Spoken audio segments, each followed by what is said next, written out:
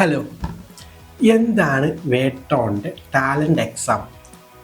ഞങ്ങൾ ഏകദേശം ഇതിപ്പോൾ വരാൻ പോകുന്നത് മൂന്നാമത്തെ സീസൺ 3 എന്ന് പറയുന്ന ടാലൻ്റ് എക്സാമാണ്.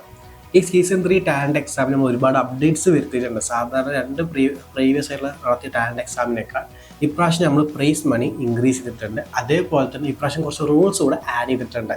ഓക്കെ, അപ്പോൾ നമുക്ക് ആദ്യം നമ്മളുടെ എന്താണ് ടാലൻ്റ് എക്സാം എന്നുള്ളതിലേക്ക് പോവാം. ഞങ്ങൾ കുട്ടികൾക്കായി, അതായത് 4ാം ക്ലാസ് മുതൽ 7ാം ക്ലാസ്സുള്ള കുട്ടികൾക്കായി GK ബേസ്ഡ് ആയിട്ട് നടത്തുന്ന ഒരു എക്സാമാണ് ഈ ടാലൻ്റ് എക്സാം എന്ന് പറഞ്ഞിട്ടുണ്ടെങ്കിൽ.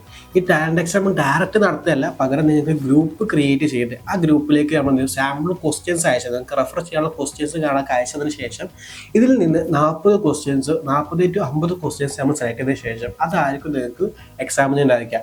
ഒരു 80% 80% നമ്മൾ യൂസ് ചെയ്യുന്നുണ്ടാവുക നിങ്ങൾക്ക് റെഫറൻസിന് അയച്ചത് സെയിം ക്വസ്റ്റ്യൻസ് തന്നെ ആയിരിക്കും. ബാക്കി 20% മാത്രം നമ്മൾ ഔട്ട് ഓഫ് സിലബസ് ആയിട്ട് എടുക്കുന്നുണ്ടായിരിക്കുള്ളൂ.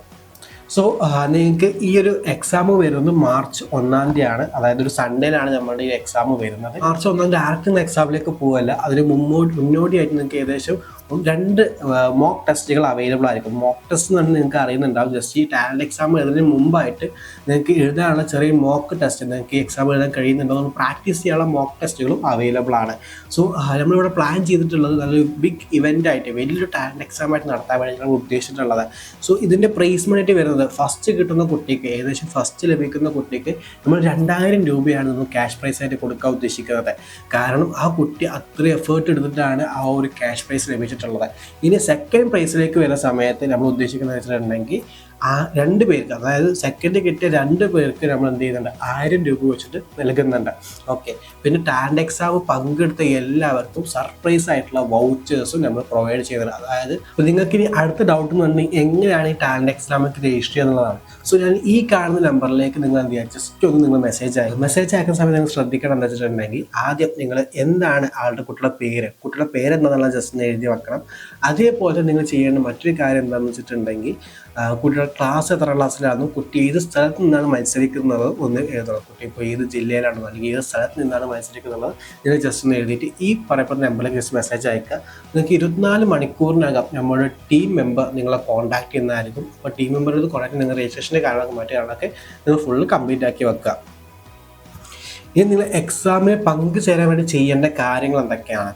ഫസ്റ്റത്തെ കാര്യം കൊണ്ടുണ്ടെങ്കിൽ നമുക്ക് ഈ ഒരു എക്സാം എഴുതണമെങ്കിൽ 20 രൂപ എന്ത് വരുന്നുണ്ട്, രജിസ്ട്രേഷൻ ഫീസ് വരുന്നുണ്ട്. എന്തുകൊണ്ട് 20 രൂപ രജിസ്ട്രേഷൻ ഫീസ് വെക്കുന്നത് വെച്ചിട്ടുണ്ടെങ്കിൽ ഇപ്പോൾ ഒരുപാട് കുട്ടികൾ എന്ത് ചെയ്യുന്നുണ്ടാവും, നിങ്ങൾക്ക് വെറുതെ ജസ്റ്റ് കയറി ടാലൻ്റ് എക്സാം പാർട്ടിസിപ്പേറ്റ് ചെയ്യാൻ മാത്രമേ ചെയ്യുള്ളൂ.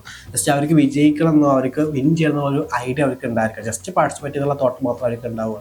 പിന്നെ വെറുതെ കുറേ ആൾക്കാർ രജിസ്റ്റർ ചെയ്ത് വെക്കുകയും ചെയ്യും. സോ അവരൊക്കെ ഫിൽറ്റർ ചെയ്ത് നല്ല ക്വാളിറ്റി സ്റ്റുഡൻസിലേക്ക് മാത്രം ഈ ടാലൻ്റ് എക്സാം കൊടുക്കാൻ വേണ്ടിയിട്ടാണ് നമ്മൾ ജസ്റ്റ് 20 റുപ്പീസ് നിങ്ങൾക്ക് ഒരു രജിസ്ട്രേഷൻ ഫീസ് വെക്കുന്നത്.